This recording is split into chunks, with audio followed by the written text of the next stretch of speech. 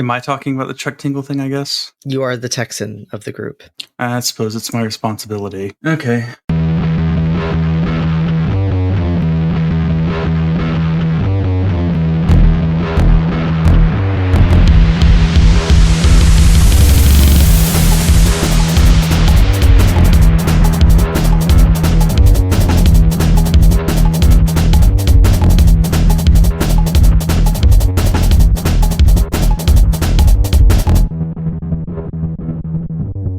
I'm Justin. I'm a Skullcom librarian. My pronouns are he and they.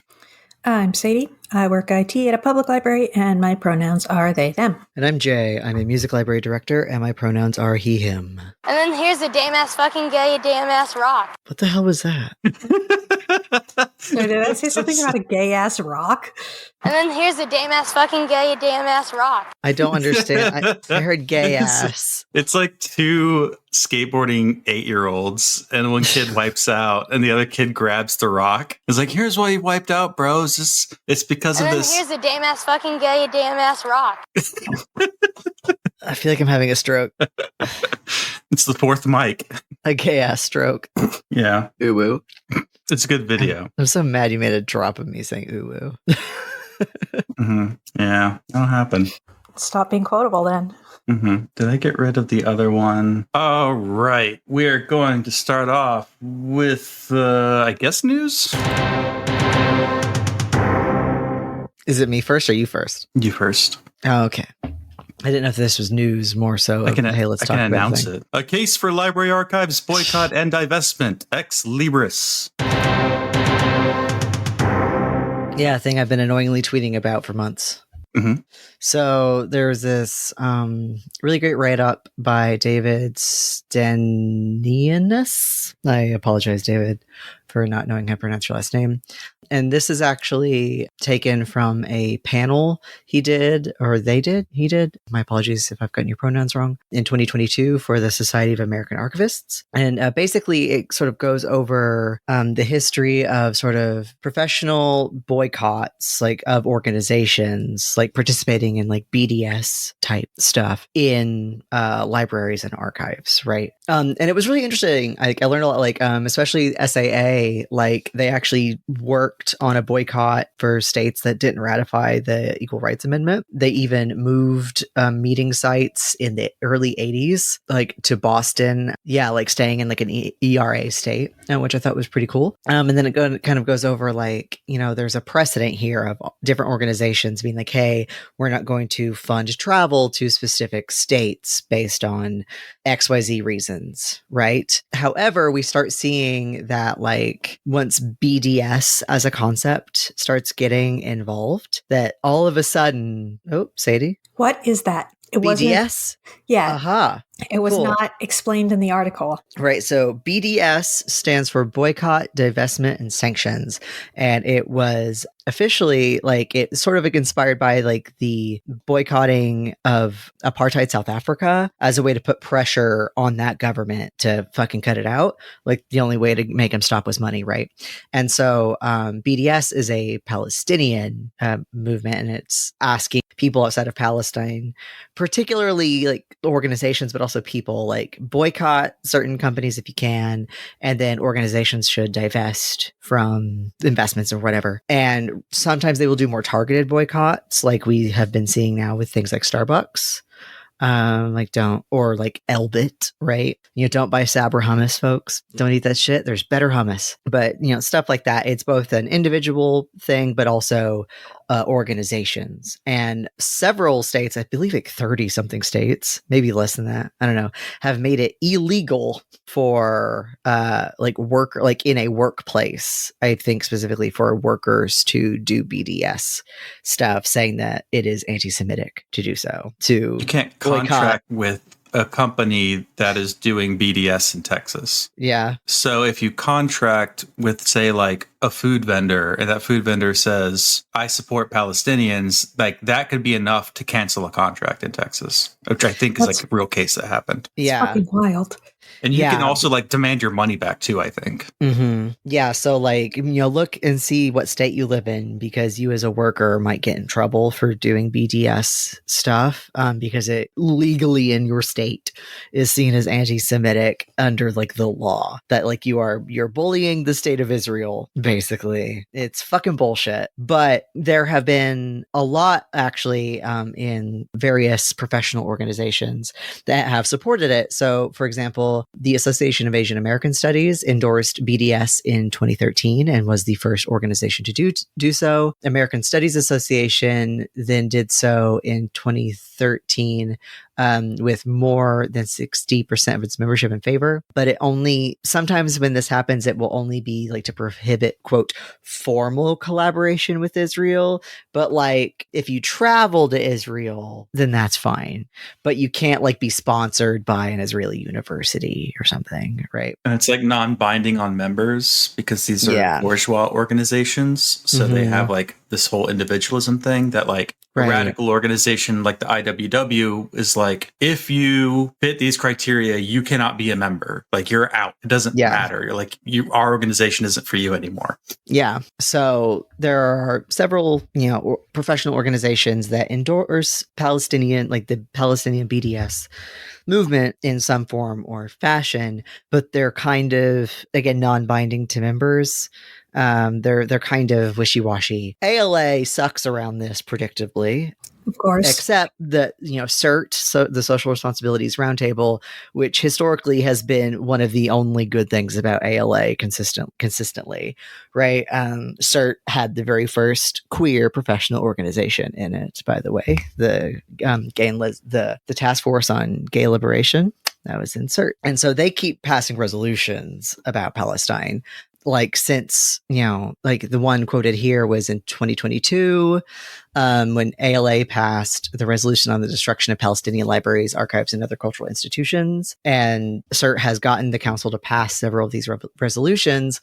But the thing in this write-up that gave me a little chuckle was council again acted in 2009, passing a resolution for the, quote, protection of libraries and archives in Gaza and Israel, and urging, quote, the U.S. government to support the United States Committee of the Blue Shield in upholding the 1954 Hague Convention for the protection of cultural property in the event of armed conflict. CERT notes that the resolution was, quote, amended to the point of uselessness.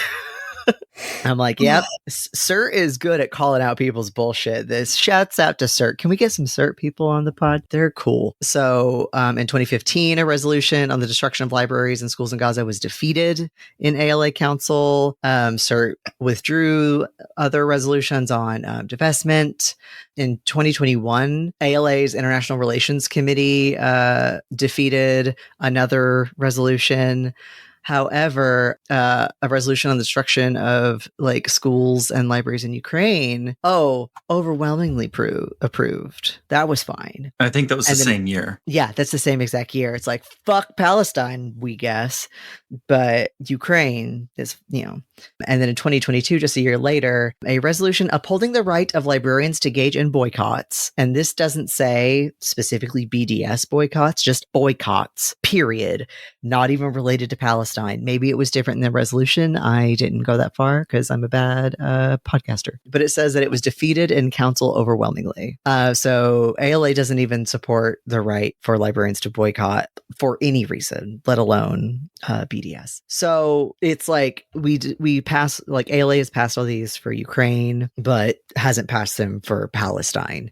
Or if it has, they've been watered down to be useless. They're basically lib nonsense at that point, right? And so what the point of this article is, going over that precedent, is sort of going, okay, so like, what do we do, right? So often it's like these organizations are probably not likely to endorse BDS because they have to balance stakeholder activism with actual like financial responsibility.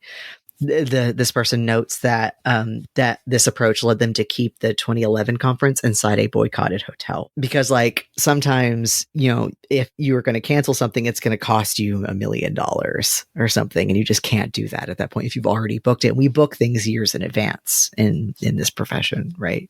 And that's the only way to get things booked. So what does actual like corporate engagement look like, and like what does like librarian engagement like look like? And basically what they're saying is that, so like what we as librarians and archivists and library workers can do. So if we aren't going to rely on our professional organizations to do the right thing here, which, you know, we really can't rely on them to do that, depending on where they are, is to sort of think about like what we can do individually. And this article lasers in on Ex Libris products, right? That's related to libraries. And it is something that like we can actually talk about and actually like cause some pushback with. I mean, Sam Popowich, who we've had on the pod before, friend of the pod, shouts out, wrote about this already, saying that like it's going to be hard to convince. The real thing here is to convince library leadership and university admin, and more importantly, university lawyers, that the proper course of action here is BDS, even if it's just, hey, let's get rid of Alma Primo, right? To say fuck Ex Libris. So this person walks through like a hypothetical scenario, and I don't necessarily agree with them all the way, but I think I maybe need to think through it more. So obviously educate your workforce and your workplace. That's what we're trying to do here as well. But also there's the librarians and archivists with Palestine. They've got a lot of great resources. Talk with your coworkers about this, etc. They obviously also talk about like, hey, maybe don't use Ex Libris, maybe use something else. Cool, great. But the one that I like, I'm not sure, like I see what they're trying to say, but I'm still not sure if it's the right approach. And I don't know, maybe I'm like, it's like the capitalism fear creeping in, is doing a slow work / work to rule with Alma libraries. And so what this would look like, so we couldn't like boycott Alma using libraries, like Ex Libris libraries, but to sort of like not reply to emails very quickly, or to maybe not work on committees, like not join committees with like people who work for Alma libraries, for example. Respond to ILL requests late. Don't do interinstitutional collaborations. Just still do the job, but add a layer of friction. And like I see what they're trying to do, because if you are a library, say you're Harvard, which uses Alma Primo, right? It's an Ex Libris library system, and you are a Harvard colleague emails you, or you get an interlibrary loan request from Harvard, maybe wait until the very last day to respond to the ILL. You know, and it's like, say enough people start doing that, then that might put pressure on Harvard to switch to a different product. And I understand that, but what I think is likely to happen is that like that would need to be way more organized, like to actually have that pressure work. If it's just individual workers, those workers are going to be the ones that get in trouble. And like we should be putting stuff on the line for this, I would argue. Like, let's have some integrity here. But also it might be putting the people who work at those libraries, like if they need you to respond to to that email or something, like, and you're not, if you are fucking up their job, it's not the university admin that's going to get hurt there, it's that worker. So like I like this approach, but I feel like it needs way more organization and solidarity behind it. There's a reason why you don't just do wildcat strikes out of nowhere, and it's because you need to plan these things and support them. So you have strike funds, so that like, you know, things are directed, like people are supported. Like, yes, strikes are supposed to be inconvenient and they are supposed to be disruptive. Boycotts are supposed to be disruptive. Work to rule is supposed to be disruptive, but there's a way to do it that has as much protection for the workers as possible. I don't want to fuck over other workers here just because they happen to work for a place that uses Alma Primo. But that's my own thoughts here. I also might be like misreading the situation wrong, and I might be missing something, but that's my kind of thoughts here. I agree with you on that, just because like, how are they supposed to know that that's why they're not responding to your ILL requests or emails? Like, are they supposed to infer that because they're on an Alma system or whatever it is? Or are they supposed to, or maybe they just think that you're lazy and unreliable as a library. Which is true for me, but I'm one person. Yeah, I get your ILL late.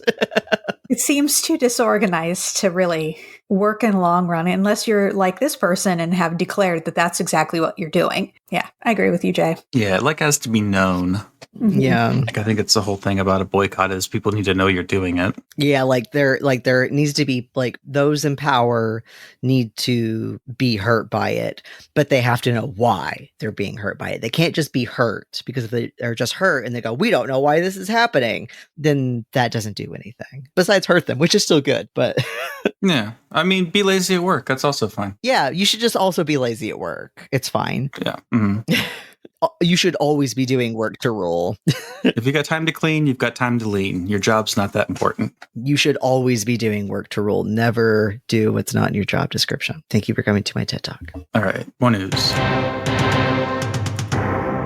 Chuck Tingle was disinvited from the Texas Library Association. I guess that's fucking my fault. So I've got to talk about it. So Chuck Tingle was invited to talk at a panel, or I believe maybe, it was a featured speaker at Texas Library Association annual conference, which is coming up pretty soon. I know some people who are already planning to go, so it's only a few months away. After accepting it, he got a request. The TLA asks the publisher if Chuck would be okay with not wearing the mask, the bag that he wears on his head, to which the publisher said, "What are you talking about? That's how Chuck presents himself. The bag is part of his autistic boundaries, and it allows him to express himself and relieves his chronic pain from neurotypically masking, and has his private identity a sacred thing. So he can present, but when he's Chuck Tingle, he requires the bag." He also quotes TLA's official stance on disability issues and some other people being masked at the TLA in the past. An email was sent from TLA saying he could come and wear his mask in the exhibition halls in smaller panels, but not in any of the big paid panels, like the one he was supposed to participate in. I wonder if something got misread here, because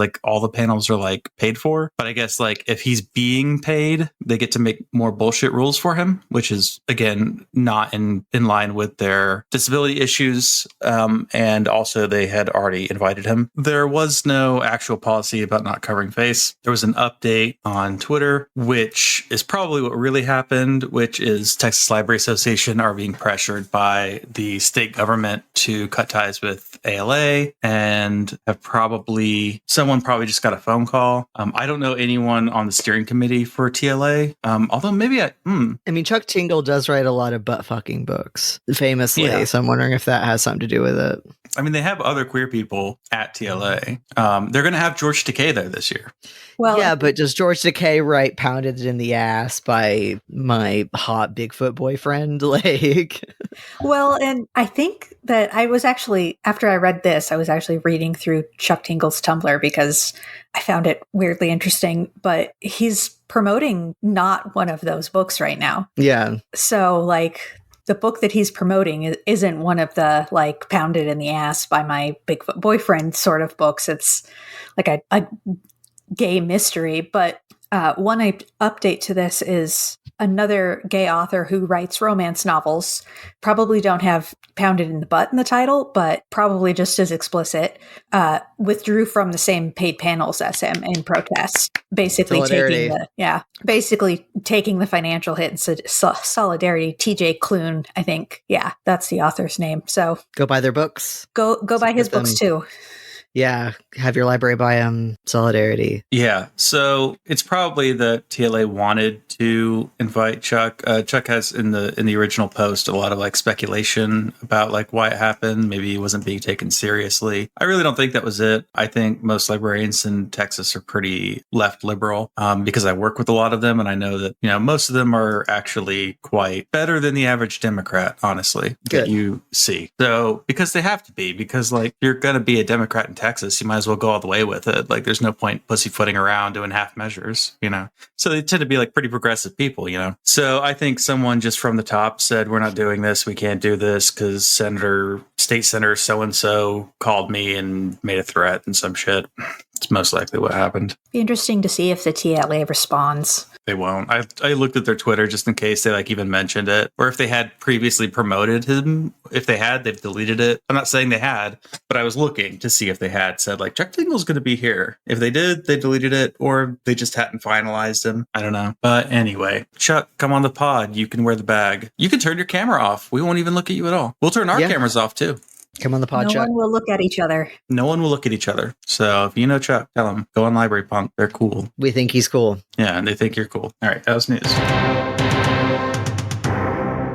All right. Who wants to talk about something Justin's interested in? Great. So we're going to talk about Trademark and automated takedowns. Why we're on this, there was a Mashable piece that was doing numbers about YouTube demonetizing Steamboat Willie after January 1st, where someone had done a monetized video. So this is like a YouTuber who has like over 1 million subscribers. So any video is immediately going to be monetizable. It has the short in its whole, going up there. I would say this is almost fair use anyway, but he's doing his own like voiceovers and sound effects through the cartoon, but he uses the whole thing. And shortly after uploading the clip, YouTube demonetized the video, which does a lot.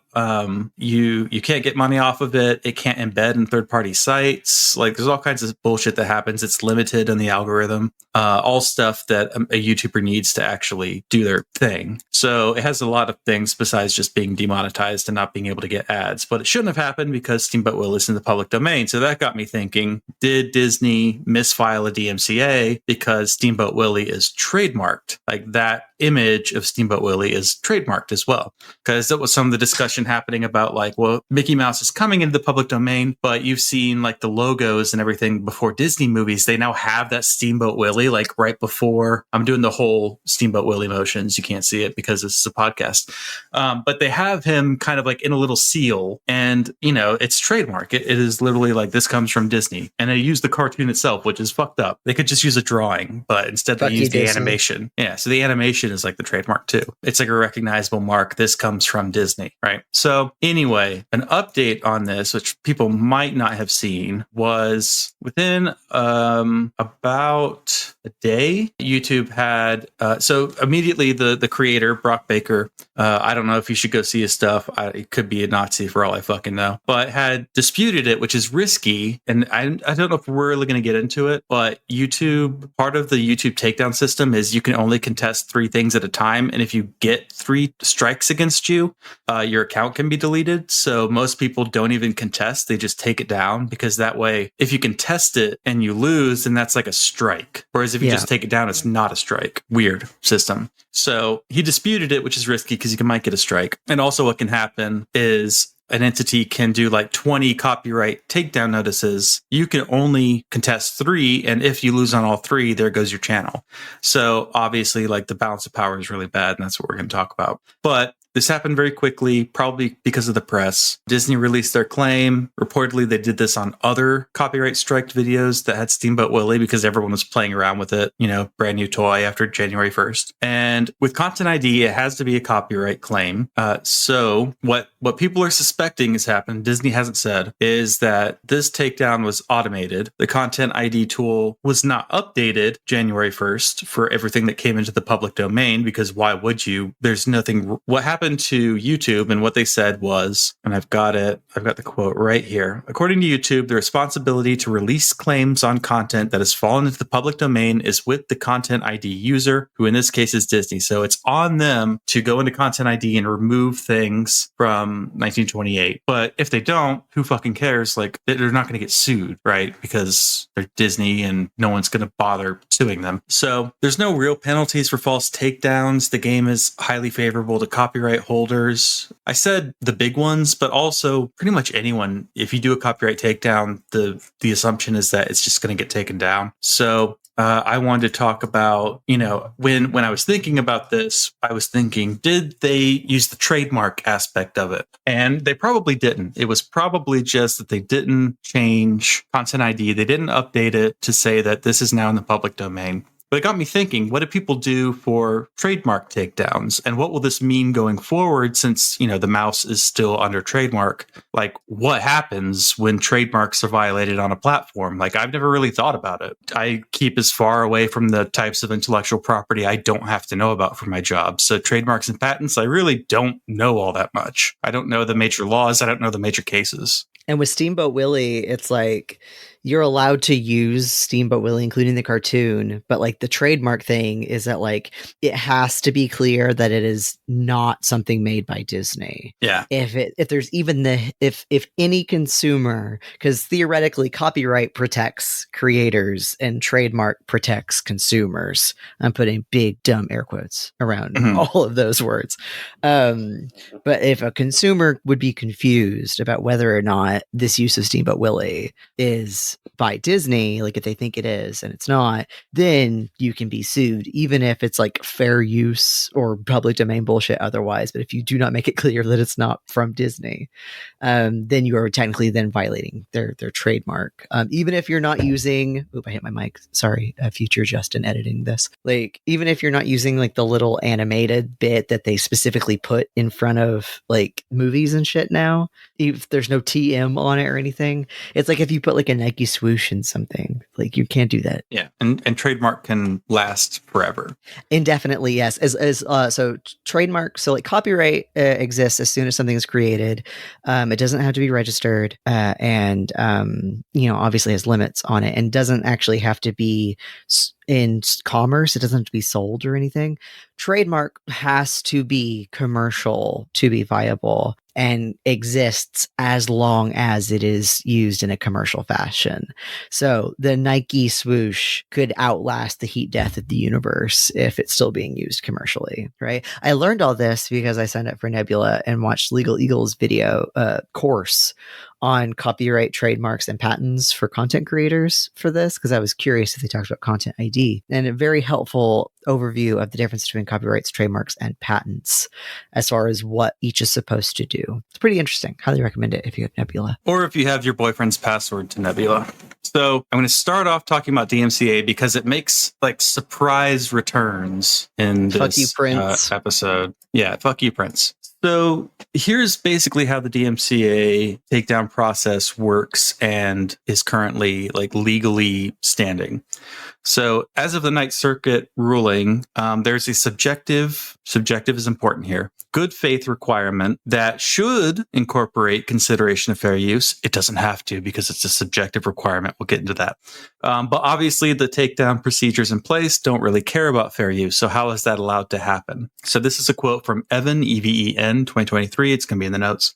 The subjective good faith belief standard allows for copyright holders to claim a good faith belief, even if completely erroneous. In other words, almost any resemblance of a review process, no matter how misguided or nefarious, will meet the court's good faith requirements. So it's not a high bar to clear. Every time I hear the word erroneous, I think of the musical Chicago. Continue. So basically, just to make sure. So basically, it's saying if the where did it all go? The laws vibes based? Yeah, like so the copyright holder can just say that they're doing it in good faith, even if they have the stupidest claim ever. We promise. We're doing it in good faith. To prove it's not in good faith, you have to prove malice, which is the exact same problem with like a libel case, which is why libel cases never go forward. You have to prove they are acting maliciously, which a smart company is never going to do. Yeah. But we'll get more into that because thanks to a couple dumb YouTubers, we do have precedent on this. Yeah. 2 dumb YouTubers suing each other. Didn't H Bomber Guy talk about this? Maybe a long time ago. Hasn't H Bomber Guy talked about everything eventually? This is true. Yeah. Let's get him on. That'll be fun. I don't think I know that his friends can't reach him. Like, I don't think we've got a shot. H-Bomb, come on the pod. He lives in like a forest in Wales. I think he might be a fae. Like, no one knows when he's going to show up to parties or anything. That's probably for the funny. best. Yeah. If I was a famous Allows him to be a YouTuber, I would weird little also guy. live in the woods to pretend to be a fae. Also, he got fucking hot when he lost his hair and started growing a beard. Whew. Yeah. So the manual notice and takedown system from the DMCA is section 512C. So after receiving notice from a rights holder, an online service provider must investigate and take down allegedly infringing content. The accused may file a counter notice based upon the belief that the content was removed in error in order to force the OSP to replace the content. The DMCA also requires OSPs to adopt a policy for terminating accounts for repeat offenders. So that's where you get the 3 strikes thing. It doesn't have to be 3, but YouTube made its own rules. Importantly, OSPs do not have an affirmative duty to seek, detect, or prevent infringement. So even if they generally knew that like YouTube knows infringement happens on its platform, but that's general knowledge. Until they are made aware of a specific case, they are off the hook. And also DMCA creates a safe harbor, which will come up again, meaning if you have the takedown in place, you're allowed to claim protection under safe harbor. I think that's like one of the one good things about DMCA is that it's like, yeah, we know all this bullshit's happening. Like, because otherwise we just like wouldn't be able to, I mean, well, intellectual property is bad. We shouldn't have it. But like, while we do have it, I feel like that's like the one good thing about the DMCA is that like we wouldn't be able to have like online content because people are always going to be infringing things either accidentally or on purpose, right? And I read a lot about trademark and counterfeit today, and it's like, wow, we are never stopping counterfeiting. That is good. An insolvable problem. Good. Be gay, do counterfeiting. Be gay, do crimes. I read a story about some lady who bought something on Facebook Marketplace and it super glued her lips together. It was like off-brand makeup. That is the bad part of counterfeiting is like that is the bad part. In and on your body. It's like, don't do that. That's the bad be gay, do crimes. Yeah. Buy makeup from like Target or Walmart or whatever. That's fine. But like buy that. Buy fake Chanel bags though, or whomstever is for good bags. I don't know. Or steal them. That's even better. Even cheaper. So YouTube, I think YouTube started 2002, 2003. They got a 2007 case with Viacom that even though they won, put so much pressure on them that they started to create Content ID to placate rights holders. This is where we start to see the confluence, because we're always hearing like old media versus tech companies versus copyright holders. But now that tech companies like Google and Facebook are so big, they have a confluence of interests now. They're all in the same club. Yeah, Cory Doctorow talks a lot about this in like this is talked about in Choke Point Capitalism quite a bit, like the whole Content ID system and fair use, if I'm remembering correctly. Yeah. Can't remember. So this led to licensing deals, fewer lawsuits. You know, they don't want to be suing each other. YouTube doesn't want to be sued. They want to be in the old boys club. They want to give high fives at the country club.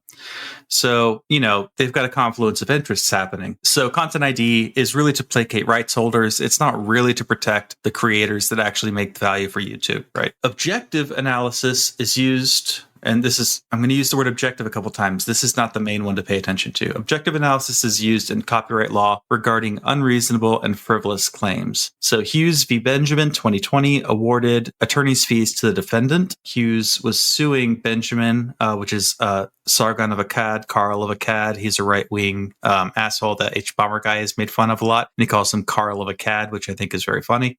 He also ran for like a nationalist seat in the UK and lost because he's a big fat loser. His loserness is his fatness. He has a fat amount of loserness, not his body. So in this case, Benjamin, Karl of Akkad, had used something from Hughes to critique it. So he copied, something clearly fair use, clearly fair use. He was doing commentary. He was mocking it. He was doing what YouTubers do. The claimant was clearly trying to silence critique, and they had to pay his attorney fees. So Karl of Akkad was the defendant in this case. Hughes was suing for copyright violation. The problem is that even though in this case the defendant won, the person who was using the copyrighted content, the subjective good faith belief standard isn't good enough.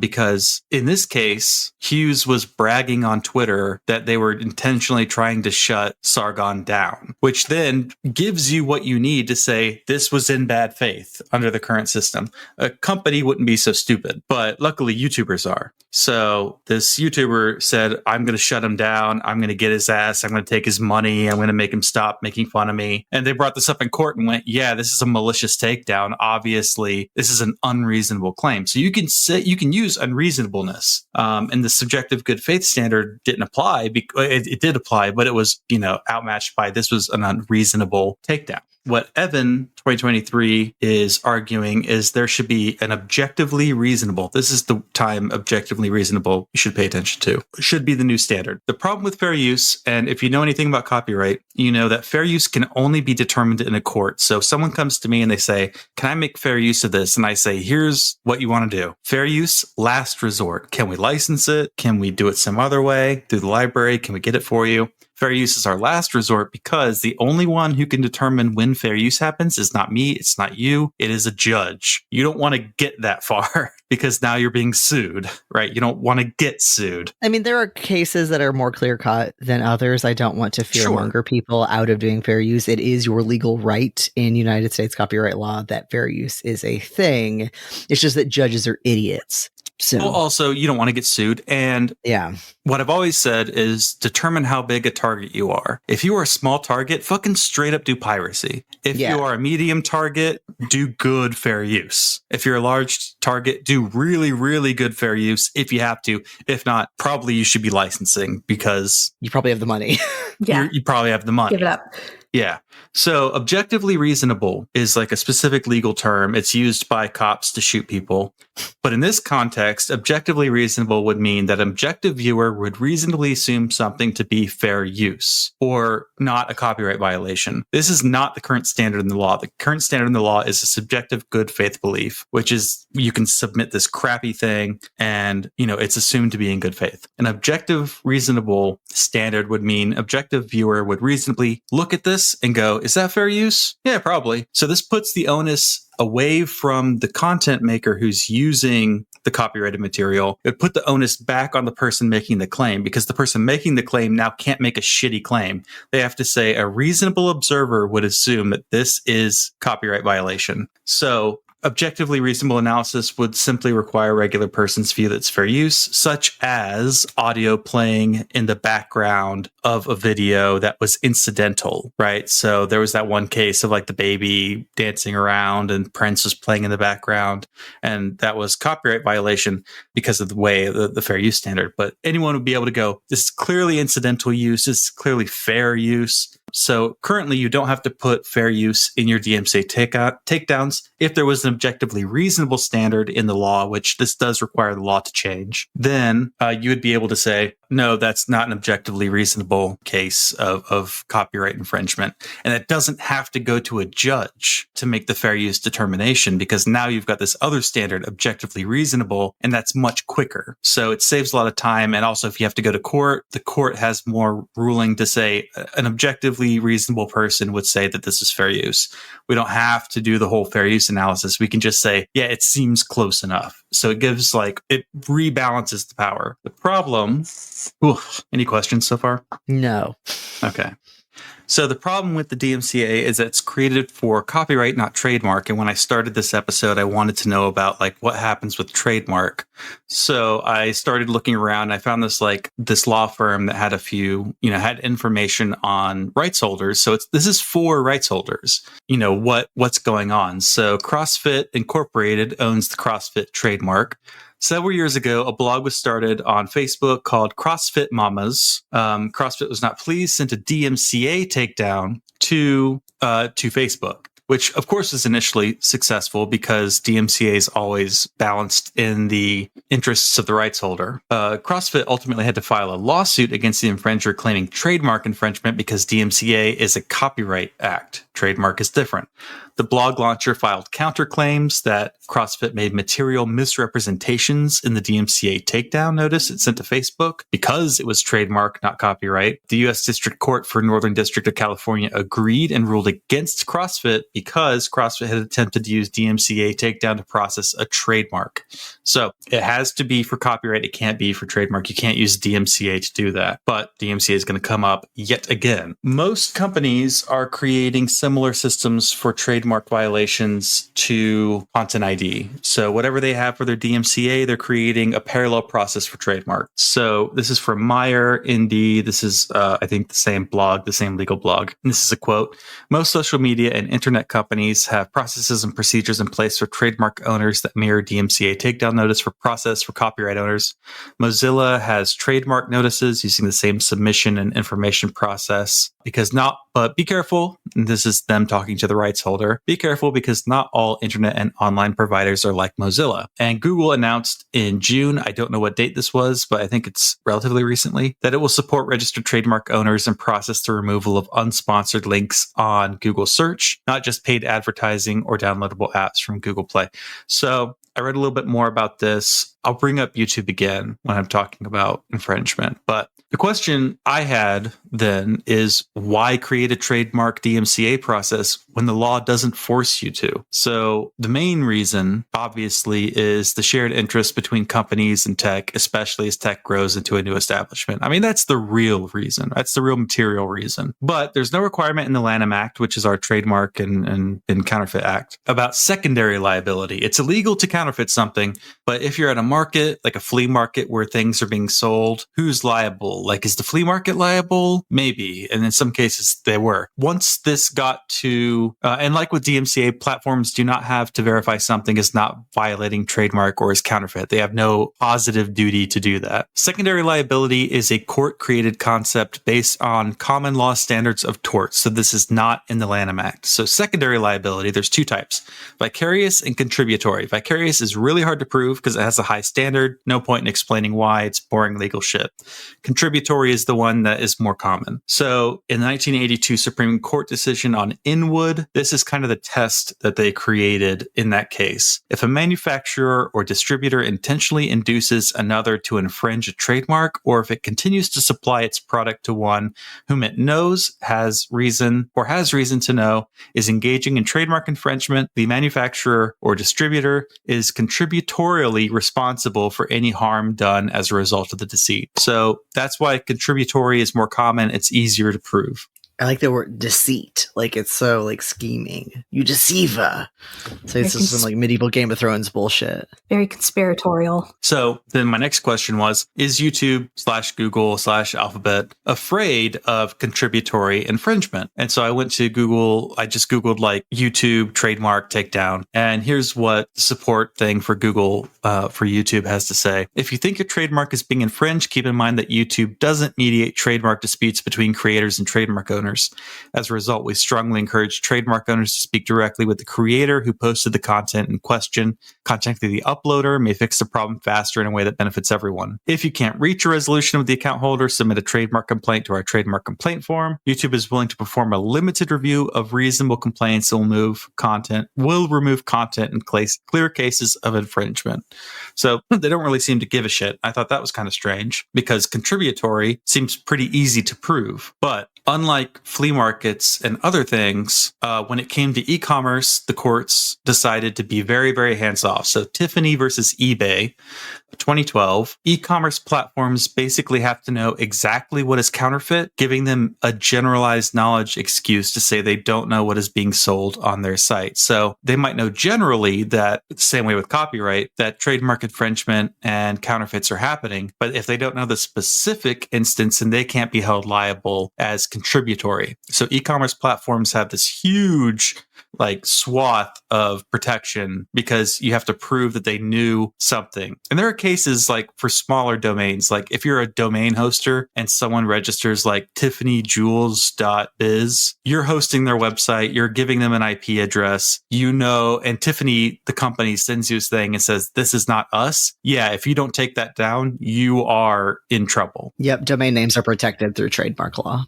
Well, not just that, but it's that Tiffany is saying we didn't buy this domain name, but they're using our brand. So it's like clearly not us. And that goes from general knowledge to actual knowledge. And actual knowledge is what you need to prove it. So Percival 2020 argues that since these companies are all data brokers, their data on the sales should count as actual knowledge. But I think that's kind of a problem. And Percival knows this too, because when you buy something, you have the right to resell it. Like that's for sale. A library buys a book and sell a book and do whatever you want with it. You buy Tiffany products, you have the right to sell it. How do you know? How would Facebook know that it's counterfeit from a photo? Unless the store name was like Tiffany Official, then you could be like, okay, Tiffany sent me a thing and said, that's not our official Facebook marketplace seller. Obviously, you have to take them down. But there's so many counterfeiters, there's no way of stopping this. And counterfeiting is like a huge federal crime.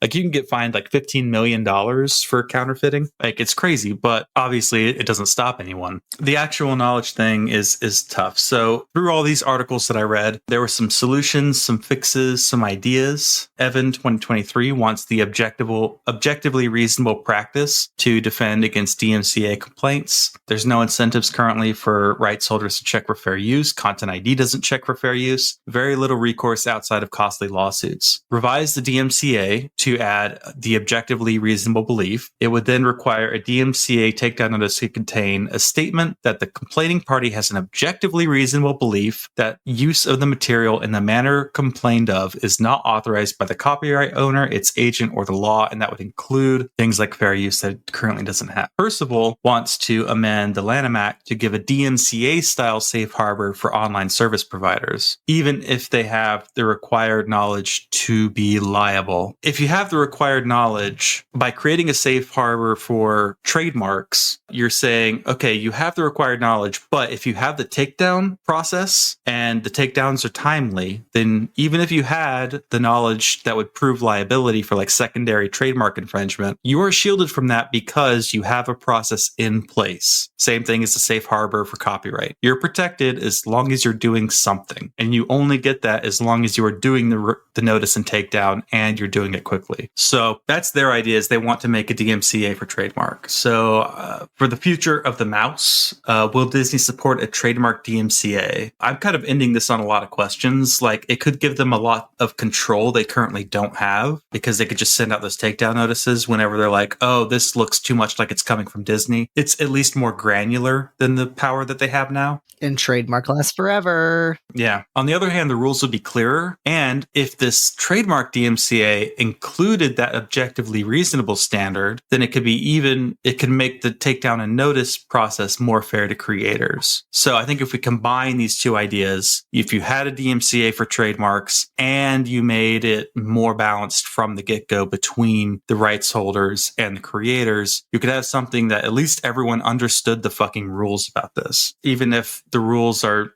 secondary law, they don't have to do with trademark or copyright, but they have to do with DMCA and DMCA for trademarks. And at least everyone knows what's going on, because you really don't want to get hit with a trademark lawsuit, because that could, be jail time. Every state has trademark laws. There are federal trademark laws. You can get in a lot of trouble for violating trademark and copyright and counterfeiting.